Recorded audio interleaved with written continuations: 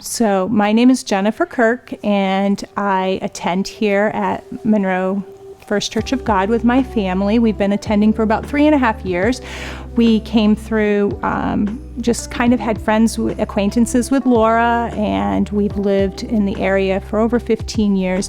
But we wanted to get our kids acclimated in a church that was in their community, and we had just heard great things about Monroe, or the church, and we wanted them to be a part of that with their peers at school, and just seeing other kids that go to school and also attend church with them or youth group. So we were excited to find this church as our home, and since we started coming 3.5 years ago, we have felt at home here, and people are very welcoming. And I attend the Monday night Bible study, which I absolutely love and don't miss.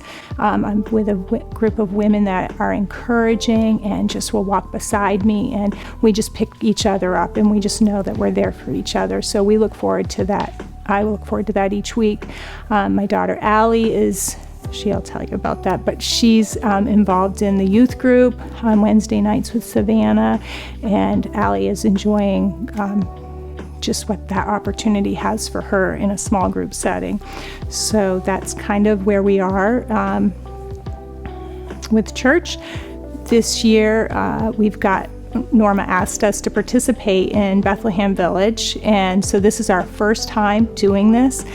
We've come each year for probably 10 years, even before we came to the church, but we've come to experience it and just enjoy the village and be a part of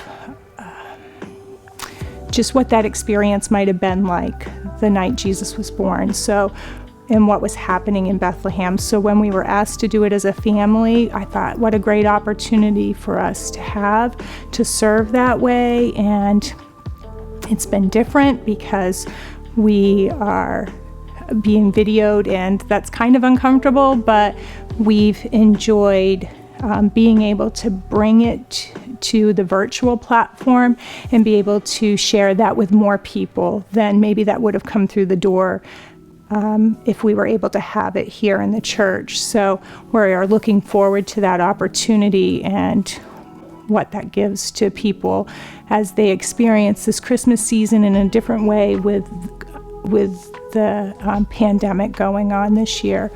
So we're thankful that our church has the resources to be able to produce this way for others. I would say that I have always gone to church since I was a little kid, so that's all I've really known.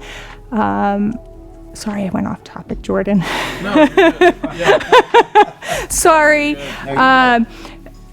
I started going to church when I was a very young child. My mom actually put us on the church bus, so I had always experienced Sunday school and youth group through the years, and my husband Joel's parents were pastors at our church, so that's how I met him, and they've kind of pastored me through my childhood and into my teen years. And then Joel and I got married and kind of really started to own our faith more when we started having children. And when I was about 28 years old, I would say that we always knew about the importance of our faith, but really practicing it and what was really important to us came when we had our first child, Noah, and we were about 27, 28 years old, and we just knew we have to find a place that we can have people around us that can help support us in a way and give us the encouragement to raise Noah up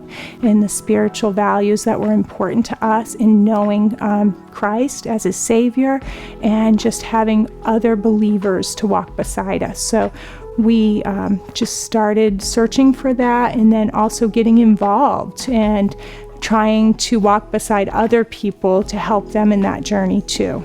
So Bethlehem Village is a time for people to experience what was going on the night Jesus came into the world, that God chose this night when all of this was going on in the city of Bethlehem. People had come in for the census, and it was just a time of uncertainty and a time of just lots of people around and crowds and not knowing what was going to be happening, and no rooms in the inn or no rooms just for anybody. This town was busy, and people just were uncertain of what was what was going on. And little did they know that this was going to be just a great night for a Savior to be born, and God had chose this time, such a time as this, for Jesus to come as our Savior, and for them to maybe find peace in that and comfort in knowing that a Savior had come, that God had promised, and this was the time. And maybe during this year, during this pandemic, some of that uncertainty and the unexpectedness of our lives have happened to all of us, and to my family as well, and trying to even explain to our children how the pandemic is affecting us and their school, or things being canceled, or not being able to see their grandparents on a regular basis, or not being able to go places, to tell my children, to tell them that there's this Savior who is caring for us and will bring us peace and comfort. And it's okay to not know what tomorrow may hold, but let's live in this moment and be a light for the world, for Jesus. And however that might look, we've done some different things this year through the pandemic and